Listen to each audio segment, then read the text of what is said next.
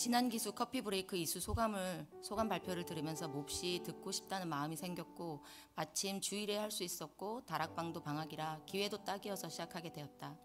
우선 사모님의 도입 질문은 기대감을 상승시키고 묵상을 더 깊이 있게 하도록 이끄셨다. 주일에는 이른 시간 교회로 나오셨을 텐데 늦게까지 인도해 주셔서 감사하다.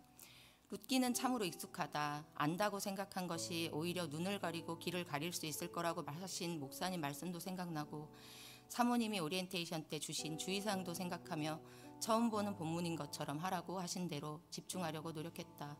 그런데 그러다 보니 정말 처음 보는 단어 문장들이 눈에 들어오기 시작했다.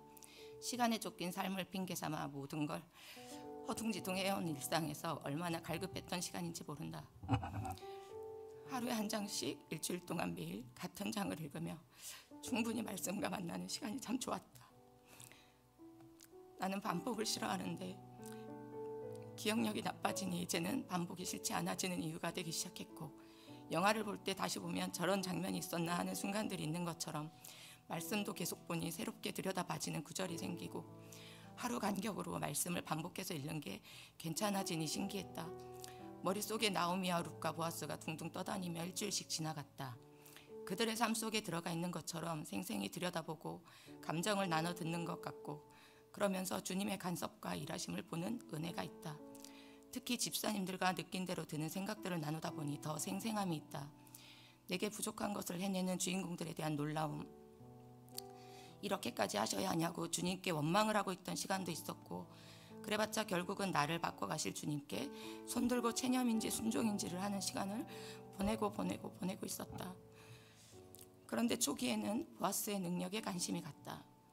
아마도 내게 그런 능력 주시지 않았다고 투덜대고 있었기 때문이었던 것 같다.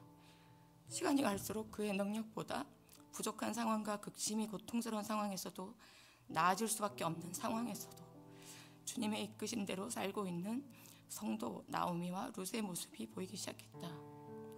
그리고 우연히로 마침내로 은혜를 채워주신 그들의 삶이 보였다. 많은 귀한 나눔들이 있었다.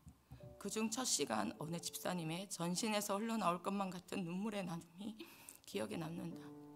모두가 함께 아파했다. 다르지만 다들 빈 마음이 된 기억들이 떠올랐을 것이다.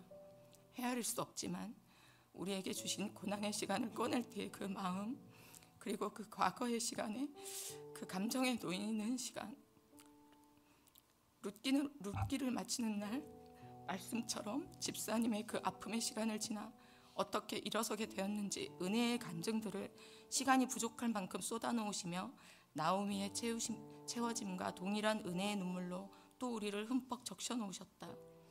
주님께 사로잡힌 사람들이 성경 속 주인공들과 함께 주인공이 되어 인생을 지나간다. 집사님들의 나오미 같은 삶을 나누는 시간, 또한 나오미의 빈 마음과 같던 시간들을 은혜로 채워주신 주님과의 이야기들을 듣는 시간이 함께 그 시간을 보낸 듯, 함께 그 은혜를 누린 듯 생생히 남는다. 주님은 오늘을 살아가는 우리들을 룻기에 데려다 놓으시고 그들이 걸어가는 삶을 함께 걸어보며 주님의 세세한 손길을 떠올리게 하셨고, 우리들에게 여전히 내밀고 계신 손을 잡게 하셨다. 미래를 예측할 수 없는 현재를 사는 우리에게 필요한 것, 그저 주님의 이끄심에 반응하고, 고난을 주실 때도 대가 없는 고난이 없음을 알기에 더 나아질 나를 기대하며 믿음으로 살아가고, 최종은 가장 좋은 것으로 예비해 두셨을 주님의 큰 그림 속에 있음을 기대로 살아가는 것이 아니겠나 생각한다. 주님의 은혜로 이 자리까지 계시게 된 모든 분들을 축복하고 들어주셔서 감사합니다.